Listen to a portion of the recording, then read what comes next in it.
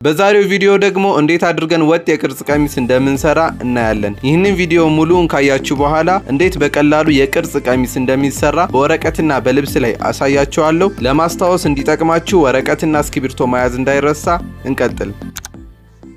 በመጀመሪያ ለለካነው የቁመት ልኬታ ሲደመር 6 ሴንቲሜትር እንዲሁም ለስፋቱ የለካነው የዳሌ ዙሪያ ልኬታ ሲደመር 12 ሴንቲሜትር በማድረግ ልብስ እናዘጋጃለን ማለት ነው። በመቀጠል ያዘጋጀነውን ልብስ እኩል ከስፋቱ በማጠፍ በመቀስ እንሰነጥቀዋለን ማለት ነው። ይህንንም የፊቱን እና የኋላውን ፓተርን ለመስሪያ እናደርገዋለን ማለት ነው። የቀሚሱ የትከሻ ስፋት 38፣ ቁመት 110፣ ደረት ዙሪያ 86፣ ወገብ ዙሪያ 66፣ ዳሌ 90 ሴንቲሜትር፣ ከትከሻ ዳሌ 90፣ ከትከሻ እስከ ወገብ ድረስ 38፣ ከወገብ እስከ ዳሌ 20፣ የእጅ ቁመት 55፣ የእጅ አምባር ዙሪያ ደግሞ 20 ሴንቲሜትር ልኬታ ወስደናል ማለት ነው። እንደምናየው ከልብሱ ከላይኛው ክፍል ወደ ታች 3 ሴንቲሜትር በመለካት አግድም መስመር እናሰምራለን